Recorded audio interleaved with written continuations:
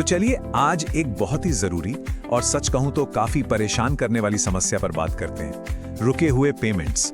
खासकर जब कोई एमएसएमई हो और उसका पैसा सरकारी विभागों में अटका हुआ हो। अगर ऐसी सिचुएशन है तो ये गाइड बिल्कुल काम आने वाली है। हम देखेंगे कि कैसे एक सरकारी टूल का इस्तेमाल करके इस पूरी प्रक्रिया को आसान बनाया जा सकता है।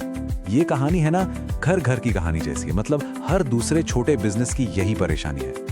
काम पूरी मेहनत से किया, सामान टाइम पर पहुंचा दिया, लेकिन जब पेमेंट का टाइम आया तो बस इंतजार और इंतजार। और ये जो इंतजार है ना, ये बिजनेस के कैश फ्लो को अकेले ही पटरी से उतार सकता है। लेकिन यहाँ एक अच्छी खबर है, इस चक्रव्यूह से निकलने के लिए सरकार ने एक खास इंतजाम किया है। और ये कोई मामूली वेबसाइट नहीं है, बिल्कुल नहीं। ये है एमएसएमईज के लिए बनाया गया एक डेडिकेटेड समाधान पोर्टल, जो ऐसी पेमेंट से जुड़ी मुश्किलों को सुलझाने के लिए ही बना है। तो पहला चरण है तैयारी, मतलब एक्शन लेने से पहले की जरूरी प्लानिंग। चलिए इसमें थोड़ा गहराई से उतरते हैं। देखिए, इस प्रोसेस का सबसे पहला कदम है तैयारी।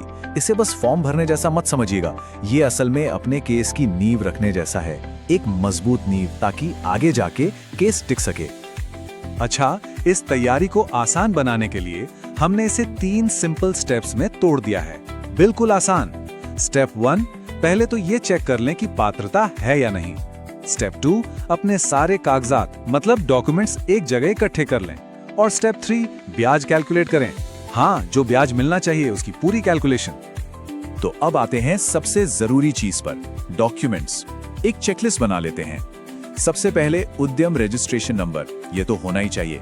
फिर वर्क ऑर्डर या परचेज ऑर्डर, इनवॉइस और डिलीवरी का प्रूफ, जैसे चालान वगैरह। और हाँ, एक टेक्निकल डिटेल है पर बहुत इंपॉर्टेंट है, सारी फाइल्स पीडीएफ फॉर्मेट में होनी चाहिए और किसी भी फाइल का साइज 1 MB से ज्यादा ना हो, ये याद रखना बहुत जरूरी है।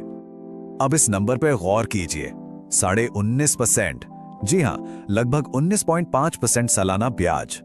अपने अटके हुए पेमेंट पर इतना ब्याज क्लेम किया जा सकता है।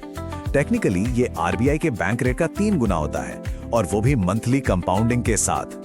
तो बात सिर्फ मेहनत का पैसा वापस लेने की नहीं है, ये उस नुकसान की भरपाई है जो पेमेंट लेट होने से हुआ।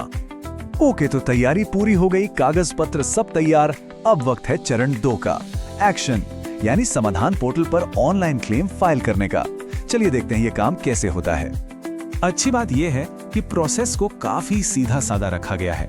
बस अपने उद्यम और आधार नंबर से लॉगिन करना है, फिर आपके रजिस्टर्ड ईमेल पर एक ओटीपी आएगा, उससे वेरीफाई करना है।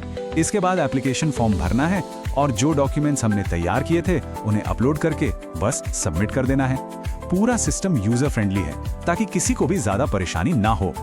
फॉर्म भरते वक्त एक शब्द आएगा, रिस्पोंडेंट, यानी प्रतिवादी। इसका सिंपल सा मतलब है वो सरकारी डिपार्टमेंट या कंपनी जिसके खिलाफ आप क्लेम फाइल कर रहे हैं। इसको ठीक से भरना जरूरी है ताकि केस सही जगह डायरेक्ट हो। जो पूरा एप्लीकेशन फॉर्म है ना, वो 5 हिस्सों में बटा हुआ है। और एक बढ़िया चीज ये है कि कंपनी की डिटेल्स जैसी बेसिक जानकारी उद्यम रजिस्ट्रेशन से ऑटोमेटिकली आ जाती है। मतलब आधा काम तो वैसे ही हो गया, बस ध्यान से ट्रांजैक्शन और पेमेंट की डिटेल्स डालनी होंगी। ओके, सबमिट बटन दबा दिया, पर काम यहाँ खत्म नहीं हुआ, बल्कि यहाँ से शुरू होता है चरण 3, जो शायद सबसे जरूरी है, फॉलो अप।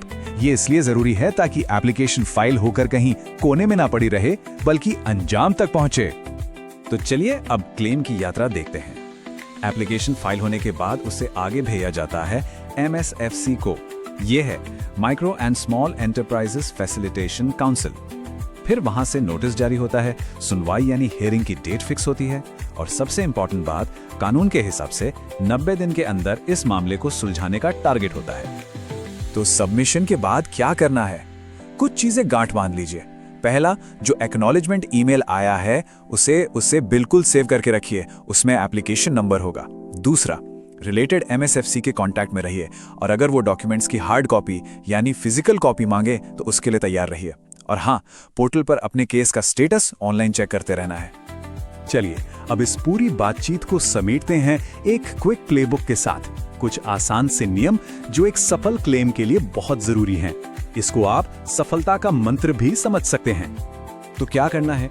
ब्याज बिल्कुल ठीक ठीक कैलकुलेट करें, हर ईमेल, हर फोन कॉल का रिकॉर्ड रखें, और MSFC से रेगुलर फॉलोअप करते रहें। अब क्या बिल्कुल नहीं करना है?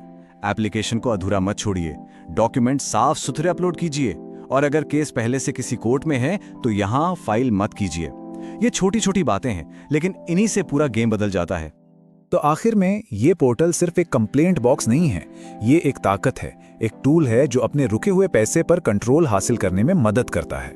तो सवाल ये है कि क्या इस ताकत को इस्तेमाल करके वो पेमेंट क्लेम करने के लिए तैयार हैं जो आपका हक है?